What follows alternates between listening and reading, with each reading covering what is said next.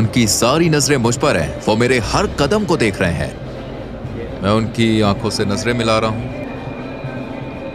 यहाँ इतने सारे लोग हैं, मेरे पास शब्द नहीं है। मुझे बहुत बेचैनी महसूस हो रही है। सभी कैदियों ने सफेद शर्ट, शॉर्ट्स और चप्पल पहनी होती है। उनके पास और कोई सामान नहीं होता।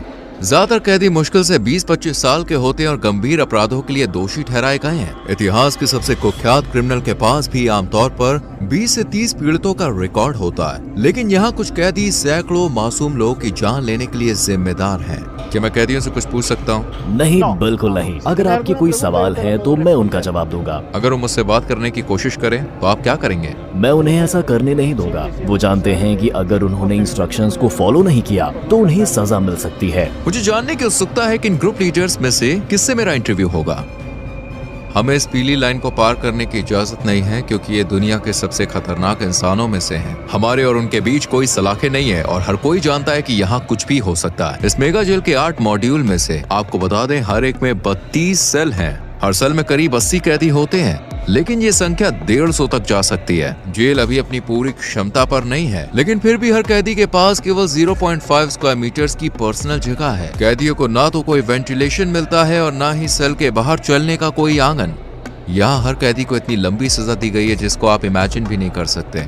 एक चीज जो नहीं बदलती वो ये है कि ये कैदी कभी भी बाहर नहीं जाएंगे और कभी सूरज की रोशनी नहीं देख पाएंगे। जेल के अंदर बाहर आने जाने की इजाजत केवल स्टाफ और कभी कभी मीडिया को है। ये लोग कभी भी इस बिल्डिंग को नहीं छोड़ेंगे।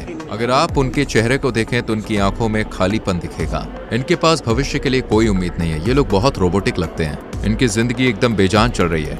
ये खुला कोना इनका टॉयलेट एरिया है। 80 कैदियों के लिए यहाँ सिर्फ 2 टॉयलेट है। ये काफी अपमानजनक है। इनका पूरा कॉन्फिडेंस और अनुशासन यहाँ तोड़ दिया जाता है। जहाँ ये टॉयलेट करते हैं वहीं पर ये नहाते भी हैं। खुद को साफ करने के लिए वो प्लास्टिक के डायपर्स और एक ही बेसिन का इस्तेमाल करते हैं।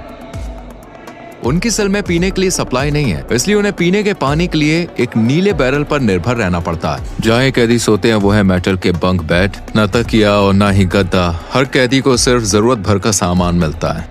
एक सफेद चादर, एक यूनिफॉर्म, मोजे, चप्पल और एक तौलिया, बस यही। ये कैदी अपने 4 लेवल वाले बंक बेड पर पूरा दिन बिताते हैं। इन्हें ऐसे ठूस कर रखा गया है जैसे गोदाम में सामान रखा जाता है। स्वच्छता और अनुशासन के लिए कैदियों के बाल हर 2 हफ्ते में जेल स्टाफ द्वारा काटे जाते हैं। लंबे बाल या दाढ़ी सिर्फ गंदे ही नहीं होती, बल्कि इनसे तेज धार वाली चीजें भी छुपाई जा सकती है। चलो देखते हैं। अपनी शर्ट उतारो और यहाँ लाइन में खड़े हो जाओ। अब ये अपनी शर्ट्स उतार रहे हैं।